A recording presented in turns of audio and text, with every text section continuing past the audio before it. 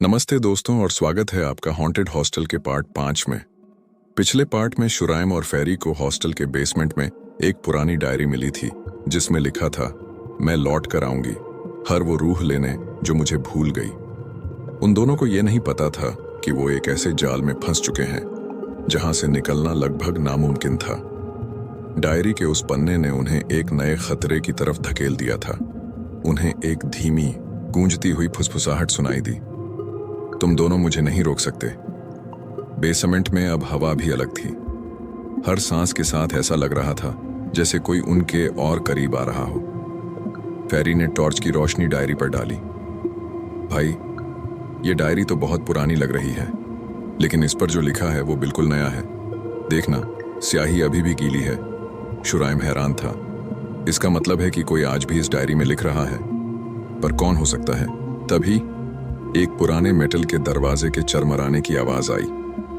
Camera धीरे धीरे एक पुराने लॉकर की तरफ घूमा जो अपने आप खुल गया। अंदर खून से सना एक स्कूल का आईडी कार्ड पड़ा था। फेरी ने डरते हुए उसे उठाया। भाई, ये आईडी कार्ड तो हॉस्टल की वार्डन मिसेस रुखसाना का है, पर वो तो 20 साल पहले मर चुकी थी, वॉइस ओवर ने कहा, जिसका मतलब था वो मरकर भी यहीं थी। दोनों ने हिम्मत करके वार्डन के कमरे की तरफ कदम बढ़ाए। जैसे ही उन्होंने दरवाजा खोला, एक अजीब सी खुशबू कमरे से बाहर आई, जैसे किसी ने पुरानी लोबान जलाई हो। कमरा मकड़ी के जालों से भरा था और दीवार पर एक पुरानी घड़ी उल्टी चल रही थी। शुराइम बोला, फेरी, यहाँ कुछ बहुत अजीब लग रहा है। ये देख, शीशे पर लिखा है, वेलकम बैक स्टूडेंट्स। तभी शीशे में एक बूढ़ी औरत का साया दिखा और तुरंत गायब हो गया। एक गूंजती हुई फुसफुसाहट सुनाई दी, तुम दोनों फिर आ गए। फेरी डर से कांप रही थी।